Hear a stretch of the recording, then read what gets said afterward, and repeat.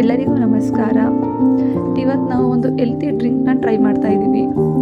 ಚೆನ್ನಾಗಿದ್ದರೆ ನೀವು ಟ್ರೈ ಮಾಡಿ, ಇಲ್ಲಾಂದರೆ ಜಸ್ಟ್ ನೋಡಿ. ಏನಕ್ಕೋಸ್ಕರ ಈ ರೆಸಿಪಿ ಟ್ರೈ ಮಾಡ್ತಾ ಇರೋದು ಅಂತ ಹೇಳಿದ್ರೆ, ಸರ್ವೇ ಸಾಮಾನ್ಯವಾಗಿ ಈಗ ಎಲ್ಲರಿಗೂ ಮಂಡಿ ನೋವು, ಕಾಲು ನೋವು, ತೂಕ ಹೆಚ್ಚಾಗೋದು ಇದೆಲ್ಲ ಕಾಮನ್ ಆಗಿಬಿಟ್ಟಿದೆ.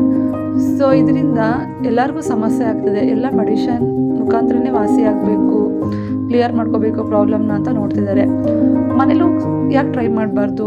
ಮನೇಲೂ ಕೂಡ ಏನಾದ್ರು ಒಂದು ಸಣ್ಣ ಪುಟ್ಟ ಆಹಾರ ಪದ್ಧತಿನ ಚೇಂಜ್ ಮಾಡಿಕೊಂಡು ನಾವು ಹೆಲ್ತಿ ಆಗ್ಬೋದಲ್ವಾ? ಸೊ ಆ ದೃಷ್ಟಿಯಿಂದ ಇದೊಂದು ಹೆಲ್ತಿ ಡ್ರಿಂಕ್ನ ಟ್ರೈ ಮಾಡ್ತಾ ಇದ್ದೀವಿ. ಇದನ್ನು ಯಾವ ಥರ ಮಾಡಬೇಕು ಅಂತ ಬನ್ನಿ ನೋಡೋಣ. ಈ ಹೆಲ್ತಿ ರೆಸಿಪಿನ ಅಥವಾ ಗಂಜಿನ ಮಾಡೋದಕ್ಕೆ ಏನೇನು ಸಾಮಗ್ರಿಗಳು ಬೇಕು ಅಂದರೆ, ಕಪ್ಪೆಳ್ಳು, ಉದ್ದಿನಬೇಳೆ, ಸಬ್ಬಕ್ಕಿ ಮತ್ತು ಬಾರ್ಲಿ ಅಕ್ಕಿ. ಈ ಎಲ್ಲ ಸಾಮಗ್ರಿಗಳನ್ನು ಸಮ ಪ್ರಮಾಣದಲ್ಲಿ ತೊಗೋಬೇಕು. ಅಂದರೆ ಯಾವ ಬೌಲ್ ತೊಗೋತೀರಾ ಅದೇ ಬೌಲಲ್ಲಿ ಎಲ್ಲ ಸಾಮಗ್ರಿಗಳನ್ನ ತೊಗೊಳ್ಳಿ. ಇಲ್ಲಾಂದರೆ ಒಂದು ಗ್ಲಾಸ್ ತೊಗೊಂಡ್ರೆ ಸೇಮ್ ಗ್ಲಾಸಲ್ಲಿ ಎಲ್ಲ ಸಾಮಗ್ರಿಗಳನ್ನ ತೊಗೊಂಡು ಲೋ ಫ್ಲೇಮಲ್ಲಿ ಫ್ರೈ ಮಾಡ್ಕೊಳ್ಳಿ. ಸೀದೋಗದೆ ಇರೋ ಥರ ನೋಡ್ಕೊಳ್ಳಿ.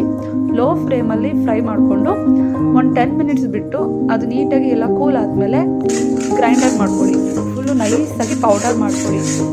ನೈಸಾಗಿ ಪೌಡರ್ ಮಾಡ್ಕೊಂಡ್ಮೇಲೆ ಒಂದು 10 ಮಿನಿಟ್ಸ್ ಬಿಟ್ಟು ಎಲ್ಲ ಆರಿದ್ಮೇಲೆ ಒಂದು ಕಂಟೈನರ್ ಬಾಕ್ಸ್ಗೆ ನೀಟಾಗಿ ತುಂಬಿಡಿ.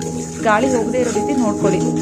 ಸೊ ಈ ಮಿಶ್ರಣನ ನೀವು ಅರ್ಲಿ ಮಾರ್ನಿಂಗ್ ಎದ್ದ ತಕ್ಷಣ 1.5 ಲೋಟ ಅಥವಾ 2 ಲೋಟ ನೀರಿಗೆ 1 ರಿಂದ 2 ಸ್ಪೂನ್ ಈ ಪೌಡರ್ ಹಾಕಿ ಚೆನ್ನಾಗಿ ಈ ರಾಗಿ ಗಂಜಿ ಮಾಡ್ತೀರಲ್ಲ ಆ ಟೈಪಲ್ಲಿ ಮಾಡ್ಕೋಬೋದು.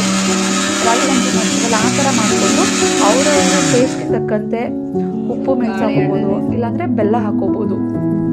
ಸೊ ಅವ್ರವ್ರ ಟೇಸ್ಟ್ಗೆ ತಕ್ಕಂತೆ ಏನು ಬೇಕೋ ಅದನ್ನು ಹಾಕ್ಕೊಂಡು ನೀಟಾಗಿ ಒಂದು 10 ಮಿನಿಟ್ಸು ಗ್ಯಾಸ್ ಸ್ಟವ್ ಮೇಲೆ ಮಾಡಬೇಕು.